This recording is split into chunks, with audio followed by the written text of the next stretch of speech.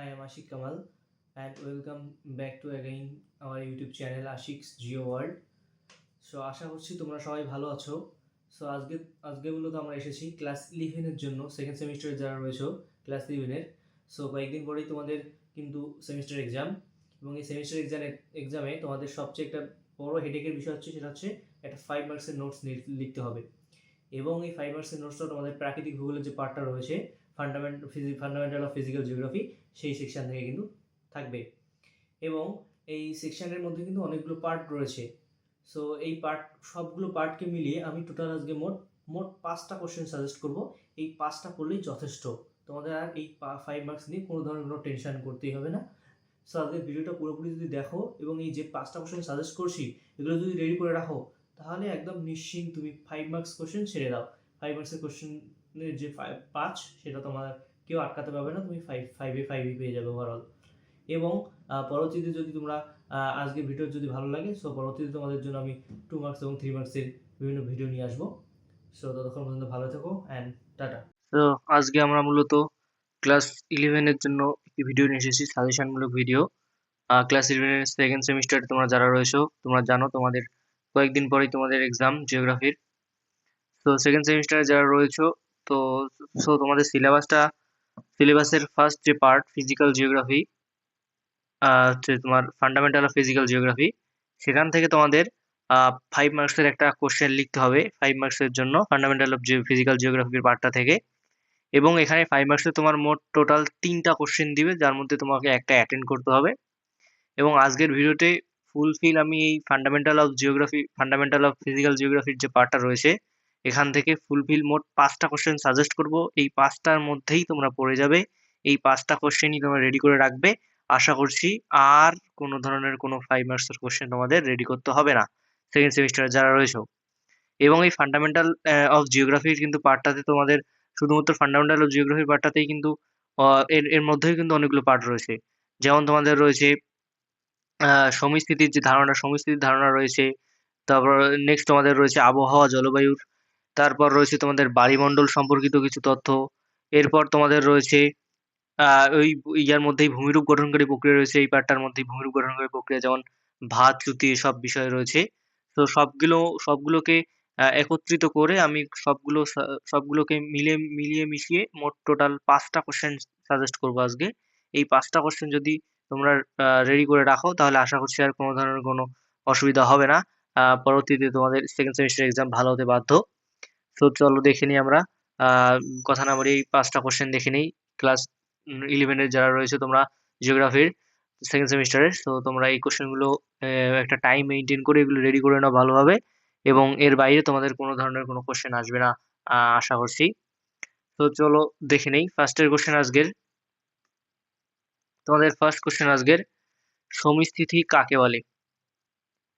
সমস্থিতি সমস্থিতি কাকে বলে সমস্থিতি কাকে বলে এবং সমস্থিতি মতবাদ সম্পর্কে জন হেনরি প্র্যাট অর্থাৎ সমস্থিতি কাকে বলে এবং এই সমস্থিতি সম্পর্কে প্র্যাট যে মতবাদটা দিয়েছিল বা প্র্যাট যে তার থিওরিটা উপস্থাপন করেছিল সমস্থিতি বিষয়ক, সেই থিওরিটা বর্ণনা করতে হবে।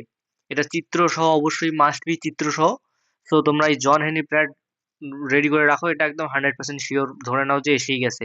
নেক্সট তোমরা আর একটা রেডি করে রাখবে এর পাশাপাশি, যারা একটু বেশি পড়তে চাও তারা এই রিডটা তৈরি করে রাখবে, এই রিডটা। তো তোমরা যারা একটু কম পড়াশোনা করতে চাও তারা এই হেনরি প্র্যাটেরটা পড়লেই আশা করছি হয়ে যাবে। তবে এর পাশাপাশি তোমরা যদি জর্জ এইটা চাও পড়তে তাহলে পড়তে পারো।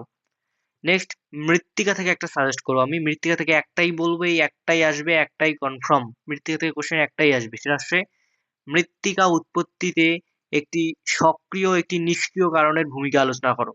একটি সক্রিয় এবং নিষ্ক্রিয় এটা একটু ডিসক্রিপটিভ টাইপের, একটু বড় বড় করে পড়বে যাতে এখানকার ভিতর থেকে যদি ডেপ থেকে যদি কোশ্চেন দেয় সেগুলো যাতে তুমি সলভ করতে পারো। তো এগুলো বড় আকারের সবগুলো রেডি করে রাখবে।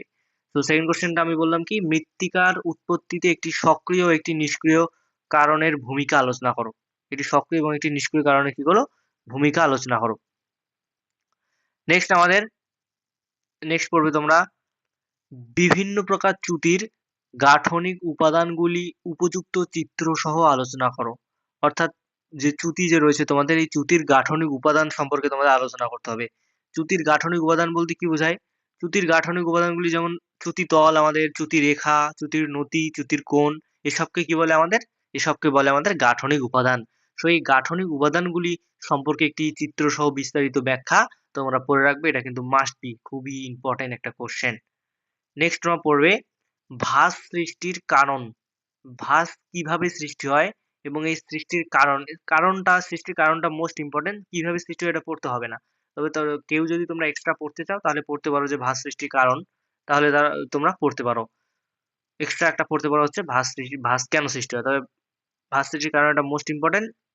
আর তোমরা যারা একটু একটু এক্সট্রা পড়তে চাও তারা পড়তে পারো হচ্ছে যে ভাঁজ কি পদ্ধতিতে সৃষ্টি হয় এটা।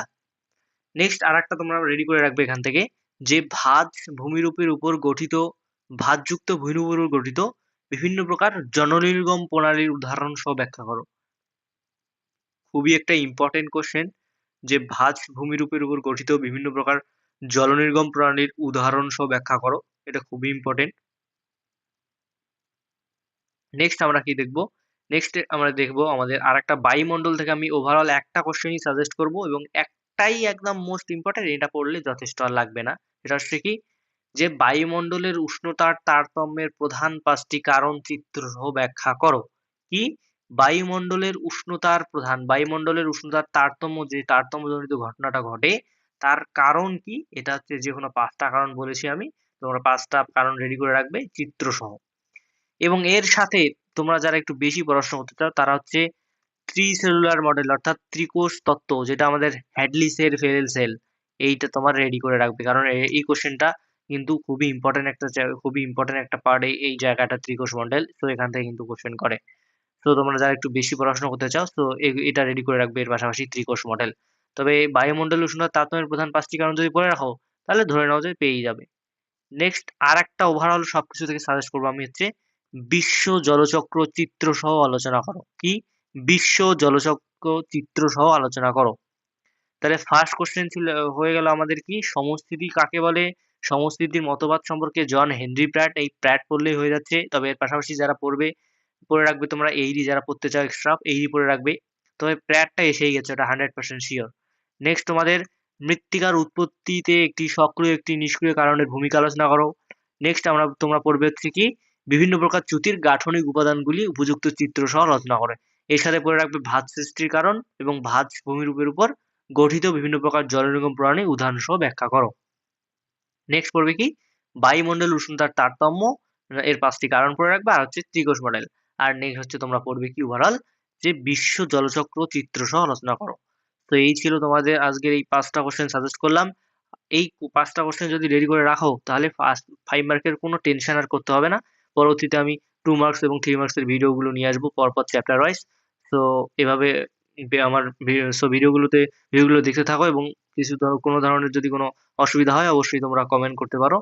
আর কি ধরনের ভিডিও লাগবে অবশ্যই কমেন্ট করে জানাও, এবং কোনো টপিকের উপর তোমার যদি অসুবিধা হয় অবশ্যই কমেন্ট করো, আমি সেই টপিকের ভিডিও নিয়ে আসবো, এবং যদি কোনো ধরনের কোনো নোটসপত্র প্রয়োজন হয় তো অবশ্যই জানাবে।